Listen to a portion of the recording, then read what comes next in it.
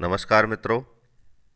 आज का हमारा विषय है RPSC first grade educational psychology unit number 2, अधिगमकर्ता का विकास।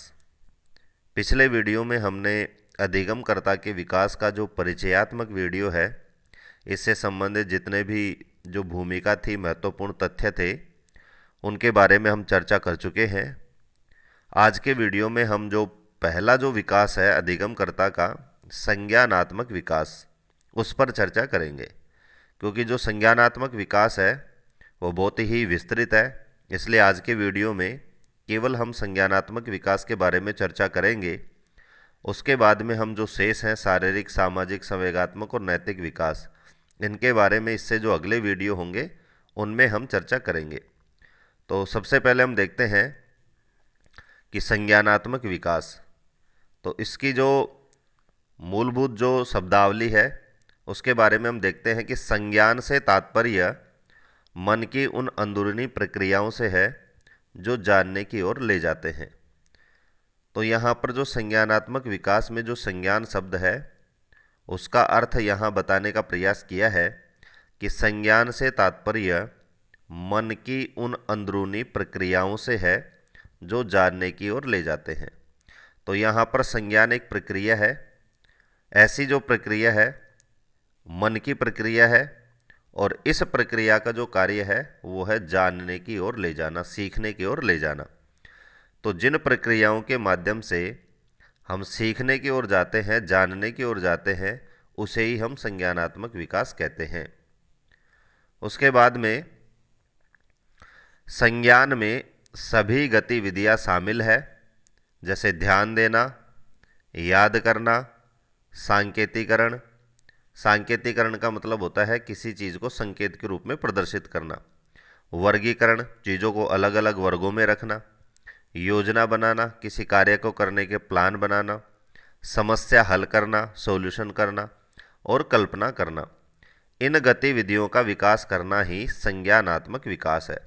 तो दूसरे वाले पॉइंट से आपको संज्ञानात्मक विकास का जो शब्दावली है, जो अर्थ है, वो बिल्कुल क्लियर हो गया होगा कि ऐसी गतिविधियां, ऐसी संक्रियाएं, क्योंकि हमने पिछले पॉइंट में संक्रिया शब्द पढ़ा था, तो उसी संक्रिया को जोड़कर पढ़ना है कि ऐसी मन की संक्रियाएं जिससे बालक या जो अधिगम करता है उसके जो विकास में जो ध्यान देने का विकास होता है, याद करने का जो विकास है, वर्गीकरण का विकास है, योजना बनाने का विकास है, समस्या हल करने का विकास है, या कल्पना करने का जो विकास है, इन सारी चीज़ों के विकास को ही हम संज्ञानात्मक विकास कहते हैं। और आज का जो वीडियो है वो हमारा संज्ञानात्मक विकास पर ही है, जिसमें हम ध्यान देना, याद करना, इन सभी चीज़ों के बारे में विस्तार से पढ़ेंगे। उसके बाद में है कि परिस्थितियों के अनुसार अनुकूल व्यवहार की योग्यता में वृद्धि ही मानसिक विकास है। तो सबसे पहले हम ध्यान देना, कल्पना करना, ये जो सारी चीज़ें हैं, वर्गीकरण करना, ये जो सारी चीज़ें हैं वो मानसिक क्रियाओं से जुड़ी हुई है। इसलिए यहाँ पर मानसिक विकास की परिभाषा भी दी है कि परिस्थितियों के अनुसार अनुकूल व्यवहार की जो योग्यता है उसमें वृद्धि ही मानसिक विकास है। तो उसके बाद में हम देखते हैं कि पियाजे का संज्ञानात्मक विकास, बहुत ही महत्वपूर्ण बिंदु है कि संज्ञानात्मक विकास का सिद्धांत किसने दिया था, और पूछा गया प्रश्न है परीक्षाओं में, तो यह है जीन पियाजे। तो जीन पियाजे के संदर्भ में आज हम संज्ञानात्मक विकास को पढ़ेंगे कि संज्ञानात्मक विकास का जो सिद्धांत है वो जीन पियाजे का है, और इस सिद्धांत में उन्होंने किन किन चीज़ों का, किस किस शब्दावली का उन्होंने प्रयोग किया है, वो सारी चीज़ें आज हम इस वीडियो में पढ़ेंगे। तो सबसे पहले जीन पियाजे कहते हैं कि मानव शिशु शुरुआत में संज्ञानी जीव नहीं होते। अभी यहाँ पर आपको ये नया शब्द नहीं है संज्ञानी, संज्ञान, संज्ञानात्मक, क्योंकि हमने देखा कि जो समझने की प्रक्रिया का जो विकास है, सीखने की प्रक्रिया का जो विकास है, उसे हम संज्ञान कहते हैं। तो यहाँ वो बात करते हैं कि शुरू में जो शिशु होता है, जो बालक होता है, जन्म लेने के बाद जो 1-2 साल तक जो बालक होता है, उसमें संज्ञान की कोई पहचान नहीं होती, उसमें संज्ञान का कोई विकास नहीं होता। ना ही उसको वर्गीकरण करना आता है, ना उसे किसी चीज़ को ध्यान देना आता है, ना उसे कल्पना करना आता है। ये किनका मानना है? जीन पियाजे का। पियाजे का मानना था कि बच्चे उसकी दुनिया के लगभग समस्त ज्ञान को उसकी अपनी गतिविधियों के द्वारा खोजते या निर्मित करते हैं। अतः पियाजे के सिद्धांत को संज्ञानात्मक विकास तक ले जाने का मार्ग रचनात्मक मार्ग कहलाता है। जैसा पियाजे ने पहला पॉइंट जो कहा था कि शुरुआत में जो शिशु हैं वो संज्ञानी नहीं होते हैं, उसके बाद धीरे धीरे वो कहते हैं कि जो बच्चे हैं जैसे जैसे बढ़ते हैं तो रचनात्मक मार्ग यानी अपने जो गतिविधियां हैं, अपनी जो रचनाएं हैं, अपने जो क्रियाकलाप हैं, उनके द्वारा खोजते या निर्मित करते हैं समस्त ज्ञान को। तो समस्त जो ज्ञान है जो बालक में आता है वो गतिविधियों के माध्यम से आता है। उसके बाद वो कहते हैं कि पियाजे के सिद्धांत को संज्ञानात्मक विकास तक ले जाने का जो मार्ग है वो रचनात्मक मार्ग कहलाता है। तो उनका मानना है कि इन रचनात्मक कार्यों के माध्यम से ही जो बालक है वो संज्ञानात्मक विकास तक पहुंचता है। अब हम देखते हैं कि संज्ञानात्मक विकास से संबंधित पियाजे के संप्रत्यय। तो संज्ञानात्मक विकास से संबंधित जीन पियाजे ने कुछ संप्रत्यय दिए हैं। संप्रत्यय का मतलब है कुछ शब्द बताए हैं, उनको आपको याद रखना है। फर्स्ट ग्रेड में पूछा गया एक प्रश्न है स्कीमा। तो सबसे पहला जो संज्ञानात्मक विकास से संबंधित जो संप्रत्यय है जो जीन पियाजे के द्वारा दिया गया था उसका नाम है स्कीमा। कि मानव विकास के 3 पक्षों जैविक परिपक्वता, भौतिक पर्यावरण अनुभव और सामाजिक पर्यावरण अनुभव में समन्वय करने वाली स्वचालित विकास की प्रक्रिया को संतुलीकरण या स्कीमा कहा जाता है। तो यहाँ पर आपको क्लियर हो गया होगा कि स्कीमा का दूसरा नाम है संतुलीकरण।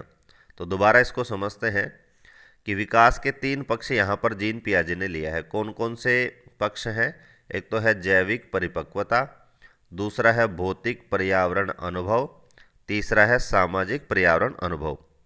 इन तीनों ही मानव विकास में समन्वय करने वाली, संतुलन बैठाने वाली स्वचालित विकास, अपने आप जो विकास की प्रक्रिया है, यानी उसमें किसी भी अधिगमकर्ता का, किसी व्यक्ति का कोई प्रयास नहीं होता है।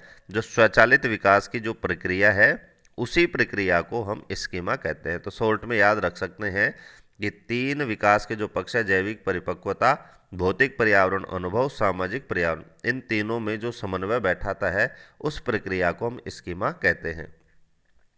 तो यह संज्ञानात्मक विकास का उनका पहला संप्रत्यय था। उसके बाद में दूसरा उनका संप्रत्यय है अनुकूलन। तो अनुकूलन के लिए व्यक्ति 2 प्रक्रियाओं को अपनाता है।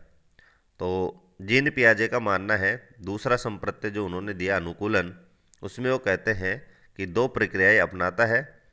तो अनुकूलन को आपको यहाँ याद रखने वाला जो बिंदु है वो ये याद रखना है कि अनुकूलन के अंतर्गत कितनी प्रक्रियाएं आती है। तो 2 प्रक्रियाएं आती है। पहली प्रक्रिया है सात्मीकरण और दूसरी प्रक्रिया स्मंजन या संधानीकरण। तो अब हम दोनों के बारे में, इनकी जो परिभाषा, इनकी जो विशेषताएं वो पढ़ेंगे। तो सबसे पहले हम देखते हैं कि सात्मीकरण क्या होता है। कि पुराने विचारों व अनुक्रियाओं में नए विचारों या अनुक्रियाओं का समावेश सात्मीकरण है। तो यहाँ पर हमने देखा कि दूसरा संप्रत्यय था अनुकूलन। फिर अनुकूलन में भी कितनी प्रक्रियाएं आती है? 2। तो दोनों के जो परिभाषाएं वो आपको बिल्कुल याद रखनी है, कंठस्थ रखना है। कि व्यक्ति के जो पुराने विचार हैं, विचारों का मतलब आप यहाँ अनुभवों से भी ले सकते हैं कि जो पुराने अनुभव व जो अनुक्रियाएं हैं, जो कार्य हैं, उन पुराने अनुभवों में नए अनुभवों का समावेश करना ही सात्मीकरण है। दूसरा जो प्रक्रिया है अनुकूलन की वो है स्मंजन या संधानीकरण। ये ठीक इसके उल्टी है। समावेशीकरण का ठीक उल्टा है कि नए विचारों व अनुक्रियाओं में अपने पुराने विचारों व अनुक्रियाओं का समावेश संधानीकरण है। ऊपर वाले बिंदु में हमने पढ़ा था कि पुराने विचारों में नए विचारों का समावेश करना सात्मीकरण। यहाँ हमने देखा नए विचारों व अनुक्रियाओं में पुराने विचारों व अनुक्रियाओं का समावेश संधानीकरण। तो एक दूसरे के बिल्कुल विपरीत है। तो आपको दोनों को याद रखना है, सात्मीकरण को भी याद रखना है और संधानीकरण को भी याद रखना है। और ये भी याद रखना है कि दोनों के दोनों जो प्रक्रियाएं हैं वो अनुकूलन के अंतर्गत आती हैं। अब इन दोनों ही चीज़ों को, सात्मीकरण और संधानीकरण को उदाहरण से भी हम समझेंगे। तो यहाँ पर एक उदाहरण दिया गया है कि यदि हम परिस्थितियों को अपने अनुकूल बना दें तो यह सात्मीकरण है। यानी आप जिस परिवेश में रह रहे हैं और वहाँ की परिस्थिति आपके प्रतिकूल है, तो उन परिस्थितियों को आप परिवर्तन करके, उनमें प्रयास करके अपने अनुकूल बनाते हैं, तो वो है सात्मीकरण। और इसके विपरीत यदि हम परिस्थितियों के ही अनुकूल बन जाएं, यानी परिस्थितियों में बदलाव न करके स्वयं में बदलाव करके हम परिस्थितियों के अनुसार ढल जाएं, उसे हम कहते हैं संधानीकरण। तो इस तरह से आपको उदाहरण से भी यहाँ समझा दिया गया है कि सात्मीकरण और संधानीकरण में क्या अंतर है, और दोनों एक दूसरे के विपरीत है। तो आपको इसका स्क्रीनशॉट लेकर के हर चीज़ का जो आप नोट्स बना रहे हैं उनमें यहाँ इनको सबको शामिल करना है। तो इस उदाहरण से आप दोनों ही शब्दावलियों को समझ गए हैं कि सात्मीकरण और संधानीकरण में अंतर क्या है। उसके बाद में हम देखते हैं पियाजे की अवस्थाओं के बुनियादी लक्षण। तो संप्रत्यय हम देख ही चुके हैं कि पियाजे ने संज्ञानात्मक विकास के संप्रत्यय दिए हैं। दोनों संप्रत्यय हमने देख लिए, स्कीमा और अनुकूलन। फिर देखा हमने अनुकूलन भी दो प्रक्रियाओं का एक योग है, तो दोनों प्रक्रियाओं की परिभाषा उदाहरण के साथ हमने पढ़ी। अब संज्ञानात्मक विकास की कुछ अवस्थाएं हैं जो जीन पियाजे के द्वारा बताई गई हैं, और इन अवस्थाओं को डिटेल से हम पढ़ेंगे, क्योंकि जो संज्ञानात्मक विकास है उसको जब तक हम विस्तार से नहीं पढ़ेंगे ये टॉपिक हमारा क्लियर नहीं होगा। तो जीन पियाजे ने संज्ञानात्मक विकास की 4 अवस्थाएं बताई है, इसको 4 चरणों से होकर गुजरना बताया है। तो 4 अवस्थाएं, 4 चरण कौन कौन से हैं? तो उन्होंने अधिगमकर्ता को इन 4 भागों में बांटा है कि संवेदी क्रियात्मक अवस्था, एक दूसरे से मिलते जुलते ये नाम है, लेकिन आपको इनका नाम और इनकी जो समय सीमा है, इनकी विशेषताएं हैं, वो मैं इसी वीडियो में आपसे चर्चा करूंगा। अच्छी तरह उनको याद रखना है। तो सबसे पहले हम देखते हैं संवेदी क्रियात्मक अवस्था। दूसरी अवस्था है संज्ञानात्मक विकास की पूर्व संक्रियात्मक अवस्था। तीसरी अवस्था है स्थूल संक्रियात्मक अवस्था, और चौथी है औपचारिक संक्रियात्मक अवस्था। तो यहाँ प्रश्न बनता है कि जीन पियाजे ने संज्ञानात्मक विकास की कितनी अवस्थाएं बताई है? तो 4 अवस्थाएं बताई है, चारों के आपको नाम याद रखना है। यहाँ प्रश्न बन सकता है कि निम्न में से कौन सी अवस्था पियाजे की संज्ञानात्मक अवस्था से नहीं मिलती है या अवस्थाओं में नहीं है? तो 3 अवस्थाएं इनमें से वो ऑप्शन में डाल देता है, एक अवस्था है वो बाहर से डाल देता है। तो आपको इस तरह इनका नाम इसीलिए ज़रूरी है कि तथ्यात्मक जो फैक्चुअल जो प्रश्न आते हैं, जो विकल्पात्मक जो प्रश्न आते हैं, कई विकल्पों के चुनने के जो प्रश्न आते हैं, उन प्रश्नों में भी आपका प्रश्न गलत नहीं हो, तो हर चीज़ को आपको नाम से भी याद रखना है। अब हम इन चारों जो अवस्थाएं हैं इनकी विस्तार से थोड़ा थोड़ा इनकी जो महत्वपूर्ण जानकारियां हैं उस पर चर्चा करते हैं। तो सबसे पहली हमारी अवस्था थी संवेदी क्रियात्मक अवस्था। इसकी जो समय सीमा मानी है जीन पियाजे ने, वो मानी है जन्म से 2 वर्ष तक। तो आपको यहाँ पर याद रखने का जो बिंदु है वो है कि जन्म से 2 वर्ष तक की जो आयु संज्ञानात्मक विकास के अंतर्गत आती है उसका क्या नाम है? संवेदी क्रियात्मक अवस्था। अब इसकी विशेषताएं देखते हैं। तो सबसे पहले इस अवस्था के बारे में जीन पियाजे का कहना है कि इस अवस्था का नाम पियाजे की इस अवधारणा का द्योतक है कि शिशु अपनी आँखों, कानों, हाथों और अन्य संवेदी उपकरणों से अनुभव प्राप्त करते हैं। यानी जन्म से और 2 वर्ष तक जो सीखने का कार्य है, जो विकास का कार्य है, वो इन संवेदी अंगों के द्वारा होता है। आँखों के द्वारा, कानों के द्वारा, हाथों के द्वारा, और अन्य जो जैसे त्वचा है, गर्म चीज़ को छू करके उसको पता चलता है ये गर्म है। इस तरह से मूल रूप से या सार रूप से ये परिभाषा देखें तो यहाँ हम समझ सकते हैं कि जो संवेदी अंग हैं शरीर के, उन संवेदी अंगों से अनुभव प्राप्त करना या सीखना या अपने व्यक्तित्व में विकास करने की जो अवस्था है उसे हम संवेदी क्रियात्मक अवस्था कहते हैं। इसकी समय सीमा है जन्म से 2 वर्ष।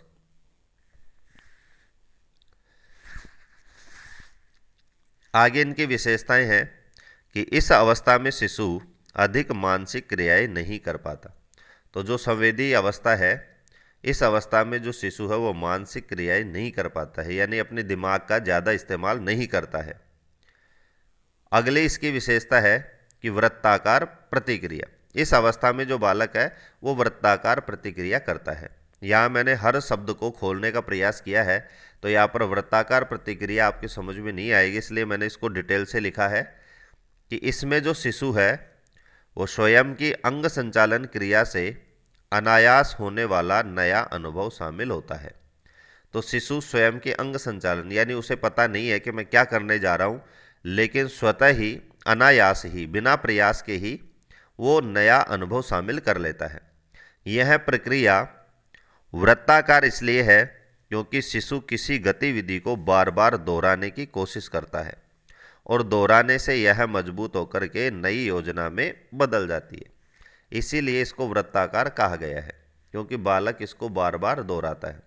अब इसको परिभाषा में नहीं समझ में आए तो मैंने यहाँ पर इसका उदाहरण भी दिया है कि दूध पीने के बाद होठों से अनायास चप्पे की आवाज़ आना और बाद में आवाज़ निकालने में निपुण, इसीलिए इसको वृत्ताकार कहते हैं।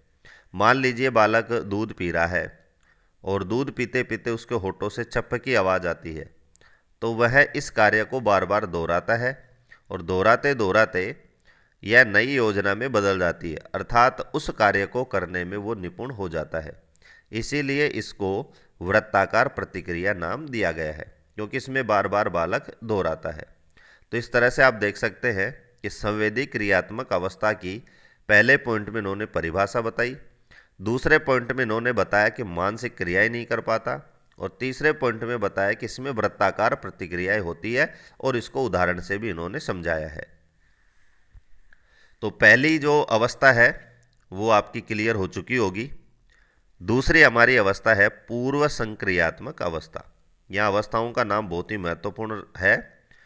तो पूर्व संक्रियात्मक अवस्था की जो समय सीमा है वो है 2 से 7 वर्ष। तो संवेदी पूर्व जो अवस्था थी उसकी समय सीमा थी जन्म से 2 वर्ष, और इसकी है 2 से 7 वर्ष।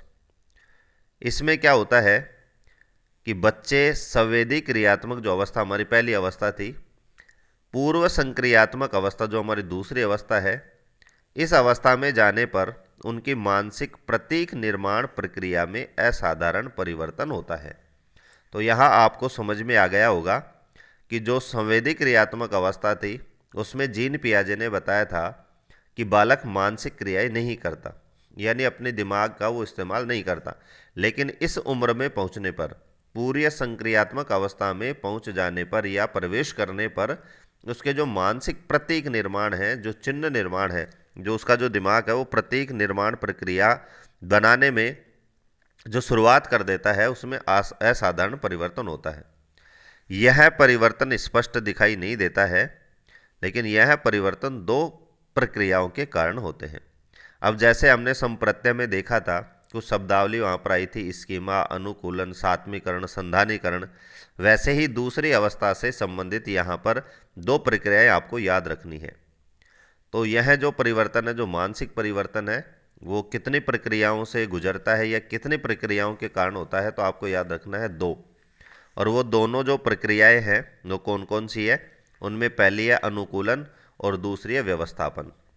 तो अब ये 2 शब्द आ चुके हैं, तो हम इन दोनों शब्दों के बारे में यहाँ पर विस्तार से पढ़ेंगे, क्योंकि ये दोनों ही शब्द हमारी जो दूसरी जो अवस्था है उससे संबंध रखते हैं। तो सबसे पहले हम देखते हैं अनुकूलन, यानी परिवेश के साथ सीधे पारस्परिक क्रिया प्रतिक्रिया के द्वारा योजनाएं बनाने को अनुकूलन कहते हैं। तो बालक जिस परिवेश में रहता है उस परिवेश की परिस्थितियों के साथ सीधे पारस्परिक यानी आपस में क्रिया प्रतिक्रिया करने के कारण जो योजनाएं बनाते हैं उसी को हम अनुकूलन कहते हैं। अब इसका मतलब क्या है, जैसे आप मान लीजिए आप ठंडे प्रदेश में रहते हैं, तो सीधे पारस्परिक क्रिया और प्रतिक्रिया होगी। क्रिया होगी कि जो प्रकृति है उसकी जो क्रिया है वो है ठंड या ठंडी हवाएं वगैरह या फिर तापमान में गिरावट करना। आपकी प्रतिक्रियाएं होती है उनसे बचना।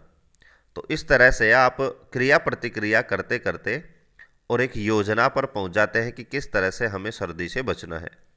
और इस तरह से आप उस परिवेश के अनुकूलित हो जाते हैं, उसमें अपने आप को ढाल लेते हैं, इसे ही हम अनुकूलन कहते हैं। तो दूसरी जो संक्रियात्मक जो अवस्थाएं हैं, उसमें सबसे पहला जो शब्द है वो है अनुकूलन। अब अनुकूलन की बात करें तो अनुकूलन भी दो परस्परक पूरक गतिविधियां शामिल हैं। तो यहाँ पर हम पहला शब्द पढ़ रहे थे अनुकूलन। अब अनुकूलन में भी दो गतिविधियां शामिल है, एक का नाम है समावेशीकरण और दूसरे का नाम है समायोजन। तो इस जो दूसरे हमारे जो यूनिट है और उस यूनिट का जो हमारा संज्ञानात्मक विकास है, इसको आपको पॉइंटों में पढ़ना है। जैसे अनुकूलन अलग पॉइंट बना करके और फिर उसकी दो पूरक गतिविधियां हैं, उसको अनुकूलन के साथ आपको पढ़ना है। इससे पहले हमने जो संप्रत्यय पढ़े थे उसको अलग खंड करके पढ़ना है, जिस तरह से अलग अलग पॉइंटों को आपको अलग अलग करके और याद रखना है।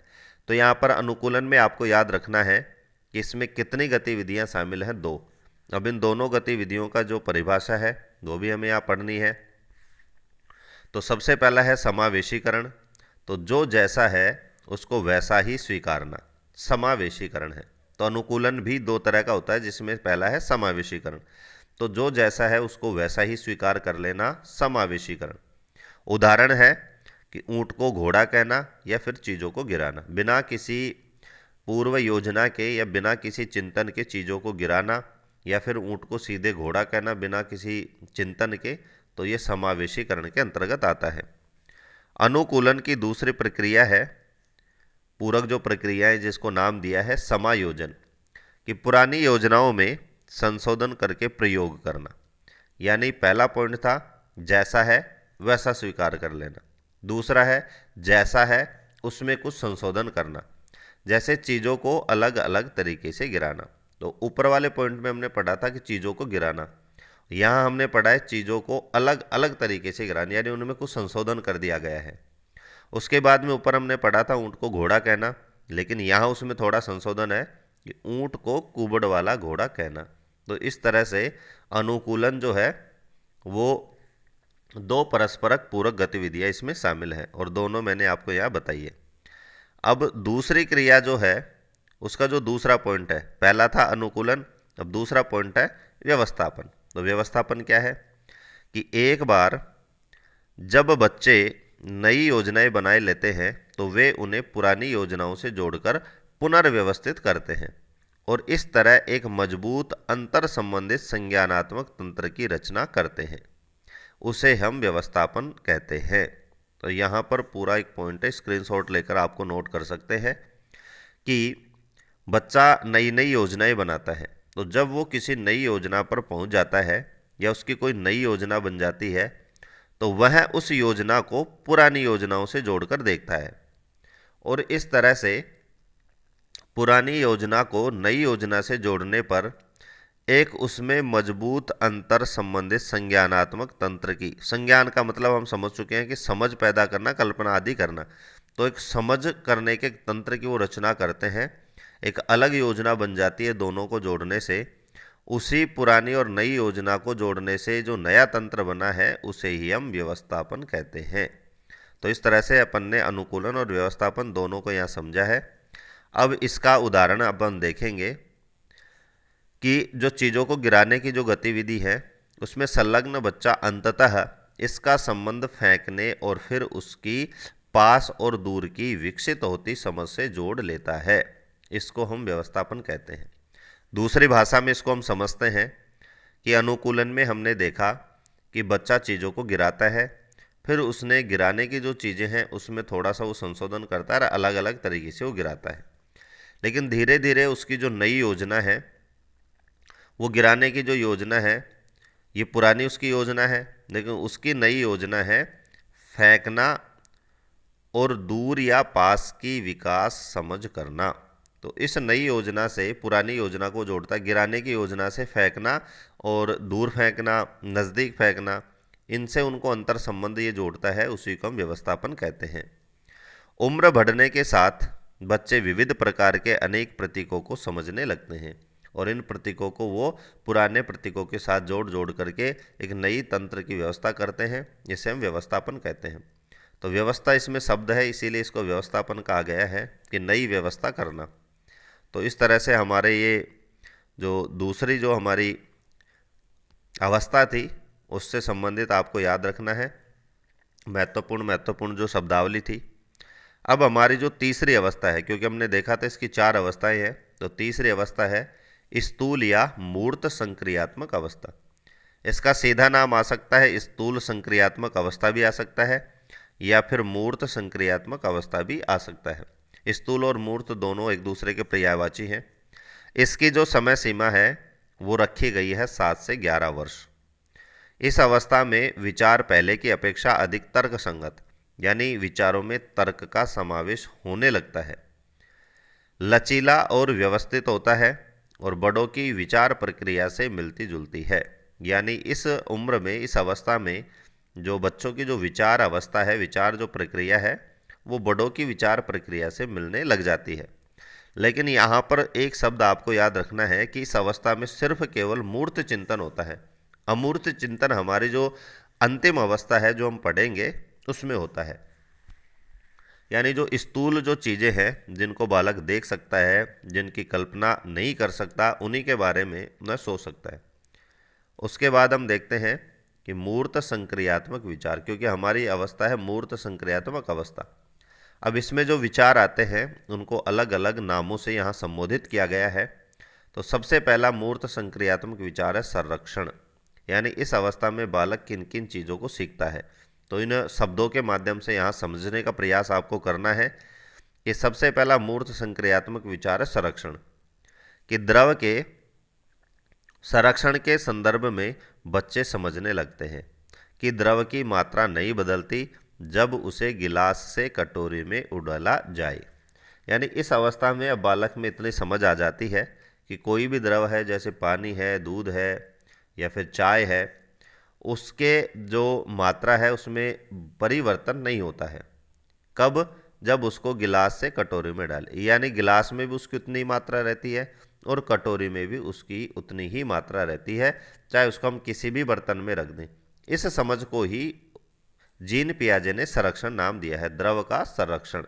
तो इस द्रव के संरक्षण के बारे में जो बालक है वो समझने लगता है। 7 से 11 वर्ष की जो उम्र है, संक्रियात्मक अवस्था या मूर्त संक्रियात्मक अवस्था, उसको बालक समझने लगता है। तो पहला शब्द आपके समझ में आ गया होगा, संरक्षण। दूसरा शब्द है या दूसरी हम क्रिया या कार्य जिसको बालक सीख लेता है वो है क्रमिकता। इसका मतलब है लंबाई, वजन व क्रम निर्धारित करने की क्षमता क्रमिकता कहलाती है। यानी बालक लंबाई का निर्धारण करने लगता है, वजन का निर्धारण करने लगता है और क्रम का निर्धारण करने लगता है। अलग अलग लंबाई की डंडियों को छोटी से बड़ी की क्रम में रखने की क्षमता का प्रयोग पियाजे द्वारा किया गया। और ये क्रमिकता का सिद्धांत पियाजे ने जब दिया, जब उन्होंने एक प्रयोग किया। उन्होंने बालकों को अलग अलग लंबाई की कुछ डंडियाँ दी और उनको क्रम से रखने का प्रयोग किया। तो उसने देखा कि इस उम्र में आकर के और जो बालक हैं वो इन डंडियों को क्रम से रख देते हैं। यानी सबसे पहले वो छोटी, फिर उसके बाद में उससे बड़ी, फिर उसके बाद उसके बड़ी और फिर उसके बाद में उससे बड़ी। तो इस तरह का जो प्रयोग उन्होंने किया, इसी को उन्होंने नाम दिया क्रमिकता।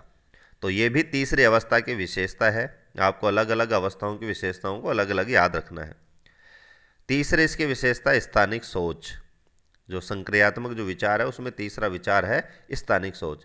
यानी इस अवस्था में जो बालक है वो दिशाओं और नक्शों की समझ विकसित कर लेता है, दिशाओं को, नक्शों को समझने लगता है। अगला विचार है संज्ञानात्मक नक्शे। बड़े स्थानों के विस्तार के मानसिक निरूपण को संज्ञानात्मक नक्शे कहा जाता है। यानी कोई बड़ा स्थान है और बहुत ही विस्तृत स्थान है, तो उस बड़े स्थान के जो विस्तार को मानसिक निरूपण, यानी अपने दिमाग में उसको शॉर्ट रूप में निरूपित करना संज्ञानात्मक नक्शा कहलाता है। यानी सबसे पहला हमने यही देखा था कि चीज़ों को अपने दिमाग में लाना संज्ञान कहलाता है।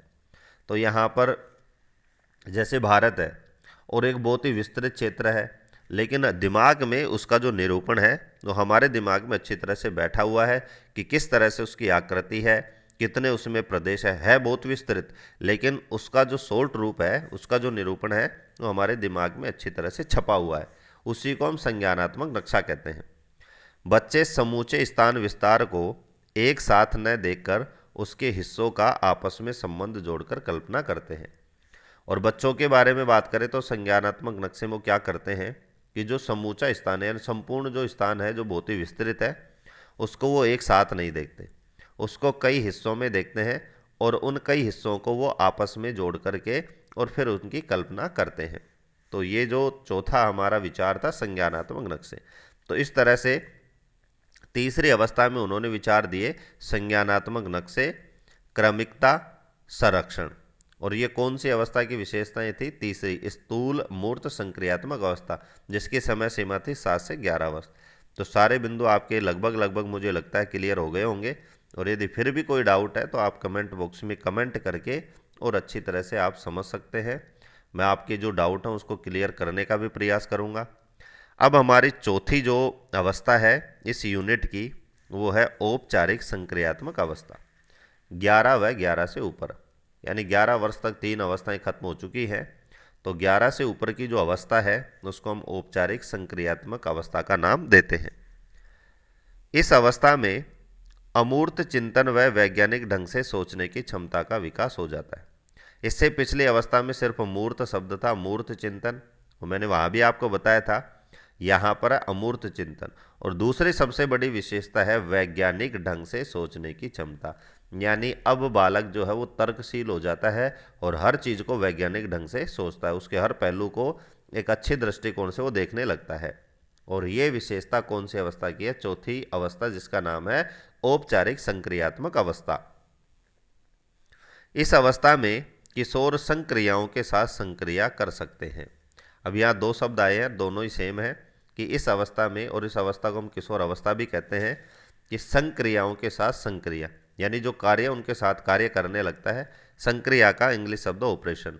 तो जिस तरह से कोई चीज़ है उसको किस तरह से ऑपरेट करना है, तो उस ऑपरेशन के साथ भी ऑपरेशन करना वो स्टार्ट कर देता है, उसके हर हिस्से को जानना वो स्टार्ट कर देता है, हर हिस्से की क्या क्रिया है उसको जानना वो स्टार्ट कर देता है। तो सबसे बड़ी विशेषता है जो हम पढ़ ही चुके हैं कि वैज्ञानिक ढंग से सोचना इसमें स्टार्ट कर देता है। विचार करने के लिए उन्हें अब बाहर की मूर्त वस्तुओं और घटनाओं की जरूरत नहीं रह जाती। इससे पहले क्या था कि जो बालक है उसको विचार करने के लिए कोई मूर्त वस्तु की आवश्यकता होती थी। पहले उसको वस्तु दिखाई देती थी, फिर उसके बाद में वो चिंतन करता था, विचार करता था कि ये वस्तु किस तरह से बनी होगी, क्या इसका वजन होगा, क्या इसकी लंबाई होगी। लेकिन जो चौथी अवस्था है, अमूर्त संक्रियात्मक जो अवस्था है, इसमें बालक को या किशोर को किसी भी घटना या वस्तुओं की जरूरत नहीं पड़ती। वह कल्पनाओं में कैसी भी घटना और वस्तु की कल्पना करना स्टार्ट कर देता है, बल्कि वे आंतरिक चिंतन करके नए और अधिक तार्किक नियम गढ़ने में समर्थ हो जाते हैं।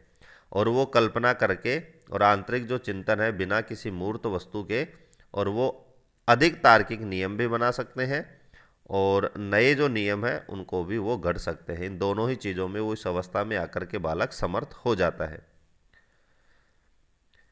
परिकाल्पनिक निगमित तर्क, तो जिस तरह से हर अवस्था से संबंधित कुछ शब्दावली आई थी, उसी तरह से चौथी जो अवस्था है उससे संबंधित पहली शब्दावली है परिकाल्पनिक निगमित तर्क। समस्या आने पर परिणाम दे सकने वाले सभी संभव कारकों को एक सामान्य सिद्धांत से प्रारंभ करना ही परिकाल्पनिक निगमित तर्क है। मान लीजिए कोई समस्या है और फिर उस समस्या के बारे में हम हर संभव कारक के बारे में सोचते हैं, लेकिन अंततः हम परिणाम दे सकने वाले उस कारक पर पहुंच जाते हैं कि समस्या को हल करने में ये कारक परिणाम दे सकता है, रिजल्ट दे सकता है। फिर उस रिजल्ट के एक सामान्य सिद्धांत से हम उसको प्रारंभ करते हैं, तो उसी को हम परिकाल्पनिक निगमित तर्क कहते हैं। चौथी अवस्था से संबंधित दूसरा शब्द है प्रस्तावनात्मक सोच।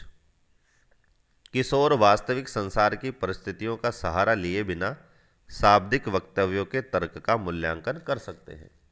तो इसको आप समझ सकते हैं कि ऊपर भी हम पढ़ चुके हैं कि इस अवस्था में बिना किसी मूर्त वस्तु की भी बालक कल्पना करने लगता है। तो किशोर वास्तविक संसार की परिस्थितियों का सहारा लिए बिना, यानी उसको वास्तविक परिस्थितियों से कोई लेना देना नहीं है, उनका सहारा लिए बिना शाब्दिक वक्तव्य, यानी अपने जो शब्द हैं, जो बोल रहा है, जो उसके दिमाग में जो शब्द आ रहे हैं, उन तर्क का मूल्यांकन कर सकते हैं। तो तर्कों के माध्यम से वो मूल्यांकन कर सकते हैं, इसे हम कहते हैं प्रस्तावनात्मक सोच। सार के रूप में इसको हम समझते हैं कि बच्चे तर्क के लिए वास्तविक संसार से मिलने वाले प्रमाणों का सहारा लेते हैं, बल्कि किशोर ऐसा नहीं करते हैं। तो ये सार है तीसरी और चौथी अवस्था का, कि तीसरी अवस्था में जो बालक हैं उनको तर्क करने के लिए वास्तविक संसार से मिलने वाले प्रमाणों की जरूरत पड़ती है, लेकिन जो चौथी अवस्था है, जो किशोर अवस्था है, उस अवस्था में किशोरों को किसी भी वास्तविक संसार से मिलने वाले प्रमाणों की आवश्यकता नहीं है। तो ये था आज का हमारा संज्ञानात्मक विकास से संबंधित चारों अवस्थाएं, चारों अवस्थाओं से संबंधित महत्वपूर्ण विशेषताएं और उनके अंतर्गत आने वाले जो कार्य हैं, जो शब्दावली हैं, जिनका उनसे घनिष्ठ संबंध है और परीक्षा के लिए भी महत्वपूर्ण है, जो सब चीज़ें हमने वहाँ देखी। अब हमारा एक छोटा सा और पॉइंट है इसी चौथी अवस्था से अन्य, यानी इसी संज्ञानात्मक विकास से संबंधित 2-4 बिंदु और हैं, उनको हमने अन्य में लिया है, इनको भी आपको याद रखना है। सबसे पहले दोबारा हम संज्ञानात्मक जो प्रक्रिया है इसकी परिभाषा देते हैं कि संज्ञानात्मक प्रक्रियाएं वे हैं जिनके कारण व्यक्ति के विचारों, बुद्धि और भाषा में परिवर्तन होते हैं। तो यह दोबारा लास्ट में दूसरे तरीके से संज्ञानात्मक को समझाने का प्रयास किया है कि विचारों, बुद्धि और भाषा में जो परिवर्तन होता है उसी को हम संज्ञानात्मक प्रक्रिया कहते हैं। उसके बाद में अन्य में दूसरा पॉइंट है जो ब्रूनर ने दिया है, जेरोम ब्रूनर। इसके अनुसार बौद्धिक विकास की 3 अवस्थाएं हैं। तो यहाँ प्रश्न बनता है कि जेरोम ब्रूनर ने बौद्धिक विकास की कितनी अवस्थाएं बताई है, तो आपका जवाब होगा 3 अवस्थाएं। कौन कौन सी? गामक या क्रियात्मक अवस्था, संवेदात्मक या प्रतिबिंबात्मक अवस्था, विवेक या प्रतीकात्मक या संकेतात्मक अवस्था। तो इस तरह से आपको याद रखना है तीनों अवस्थाओं के नाम, और ये जो अवस्थाएं वो किसने बताई है? जेरोम ब्रूनर ने। उसके बाद में जीन पियाजे का एक विचार है इसी संज्ञानात्मक विकास से संबंधित कि भाषा और विचार मानसिक प्रतीकों में संसार को निरूपित करने का सबसे लचीला साधन भाषा है। तो भाषा और विचार की परिभाषा देते हैं कि मानसिक जो प्रतीक हैं, जो दिमाग में जो प्रतीक बन रहे हैं, जो चिन्ह बन रहे हैं, उनमें संसार को निरूपित करने का, यानी अपने शब्दों में निरूपित करने का जो सबसे लचीला साधन है उसे हम भाषा कहते हैं। और ये जो परिभाषा दी है वो पियाजे ने दी है। तो परिभाषाओं से संबंधित प्रश्न भी आपको याद रखना है। कल्पनाओं को हाव भाव सहित दर्शाना प्रारंभिक बचपन में प्रतीकात्मक अभिव्यक्ति के विकास का अच्छा उदाहरण है। यानी जो कल्पनाएं हैं उन कल्पनाओं को हाव भाव सहित, यानी अपने हाथों को हिला करके, चेहरे के भावों को प्रकट करके, आंखों के इशारों आदि से जो हाव भाव हैं उनके साथ कल्पनाओं को दर्शाना ही प्रारंभिक बचपन में प्रतीकात्मक अभिव्यक्ति के विकास का अच्छा उदाहरण है। यानी उन हाव भावों को देखकर हम समझ सकते हैं कि प्रतीकात्मक अभिव्यक्ति का विकास अच्छी तरह से हो रहा है, और ये एक अच्छा उदाहरण है। पियाजे के अनुसार पूर्व संक्रियात्मक अवस्था की सबसे बड़ी कमी आत्म केंद्रीयन है। तो जो पूर्व संक्रियात्मक अवस्था है 4 अवस्थाओं में, उस पूर्व संक्रियात्मक अवस्था की सबसे बड़ी कमी क्या मानते हैं जीन पियाजे? कि आत्म केंद्रित। इसमें जो बालक है वो आत्म केंद्रित नहीं हो पाता है, और यही उसकी सबसे बड़ी वो कमी बताते हैं। उसके बाद में आज का हमारा लास्ट पॉइंट है कि संवेदी क्रियात्मक जो अवस्था है पियाजे के लिए विकास का सबसे जटिल दौर है। तो यहाँ पर ऊपर वाले बिंदु में बताया पूर्व संक्रियात्मक अवस्था की सबसे बड़ी कमी, और नीचे दूसरे जो चारों अवस्था में संवेदी क्रियात्मक अवस्था, उसको वो मानते हैं कि विकास की सबसे जटिल अवस्था है। तो इस तरह से आप देख सकते हैं कि ये जो दूसरे यूनिट का हमारा संज्ञानात्मक विकास था कितना विस्तृत था, कितना बड़ा था। इसलिए मैंने सिर्फ आज के वीडियो में एक ही विकास पर चर्चा करी है, क्योंकि ज़्यादा बड़ा वीडियो ठीक भी नहीं रहता और पढ़ने का जो है वो मन भी नहीं करता। एक ही विषय पर हम एक ही वीडियो में चर्चा करेंगे, यदि वो बड़ा है तो वो विषय अच्छी तरह से आपके समझ में आ सकता है। तो आज के वीडियो में हमने जो जीन पियाजे का जो संज्ञानात्मक विकास है उसको पूरा किया है, और इस वीडियो में जो चारों अवस्थाएं हैं उनके बारे में डिटेल से हम यहाँ पर पढ़े हैं। तो आज का वीडियो आपको कैसा लगा? आपका कोई डाउट है तो आप कमेंट में बिना किसी झिझक के आप कमेंट कर सकते हैं। हर संभव प्रयास किया जाएगा कि आपके जो डाउट है उनको क्लियर किया जाए। तो फीडबैक देने के लिए वीडियो को लाइक और कमेंट अवश्य करें। धन्यवाद।